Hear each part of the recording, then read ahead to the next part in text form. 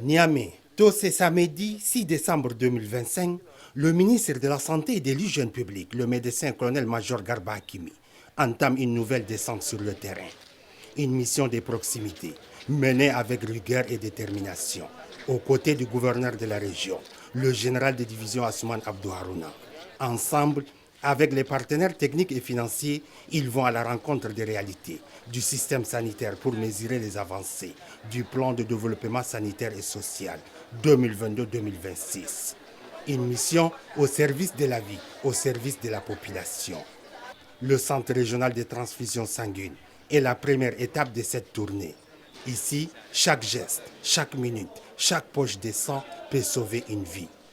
Dans la salle de prélèvement, puis dans le laboratoire d'immunohématologie où s'effectue regroupage et traitement, le ministre échange longuement avec les techniciens sur l'utilisation et la qualité des équipements. Dans la salle de sérologie, le médecin-colonel-major Garba Hakimi insiste. La fiabilité des machines, la précision des analyses sont au cœur de la sécurité transfusionnelle.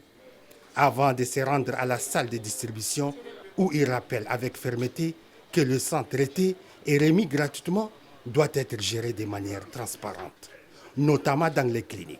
Il souligne que ces dernières doivent en retour assurer les collations des donneurs, un engagement qui peine à être respecté selon les constats du CNTS.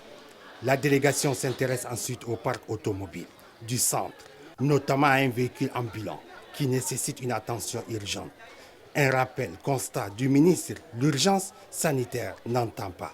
Cap ensuite sur le centre hospitalier régional de Niamey, hôpital Poudrière. Ici, la visite démarre au cœur même du service opératoire. Blocs chirurgicaux, salle de préparation, salle de réveil, le ministre, fidèle à sa démarche, des médecins engagés, pose des questions, précise, s'informe, interroge les équipes. La maternité, la néonatologie où les nouveau-nés de 0 à 28 jours reçoivent une prise en charge vitale. La pharmacie hospitalière, le laboratoire, la radiologie, le centre de traitement des déchets jusqu'à la salle de kinésithérapie, chaque service est minutieusement passé en revue. Une immersion totale pour identifier les besoins réels et renforcer les capacités du personnel de santé. La troisième étape conduit la délégation à la direction régionale de la santé publique de Niamey.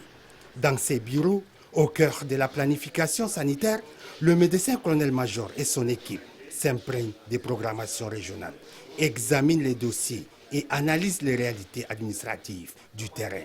Partout où il passe, le ministre revêt sa robe de médecin, rigueur, écoute, respect des textes et qualité de service. Pour lui, les urgences sanitaires ne souffrent d'aucun débat. Elles appellent des réponses claires et immédiates. La mission s'achève dans la grande salle de réunion de la ville de Niamey, un moment d'échange direct avec les acteurs de la santé, conseil du ministre et du gouverneur, discussion ouverte, partage d'expériences. La directrice régionale de la santé présente les activités réalisées ces dernières années, les perspectives, les défis, appuyés par des documents scientifiques détaillant l'évolution des indicateurs de promptitude. Des progrès sont visibles, mais beaucoup reste à faire pour hisser les niveaux de santé publique à la hauteur des attentes. En multipliant les visites, en interrogeant, en exigeant, en encourageant, le médecin-colonel-major Garba Hakimi réaffirme une conviction profonde. La santé demeure la priorité de son agenda, la priorité de ses priorités.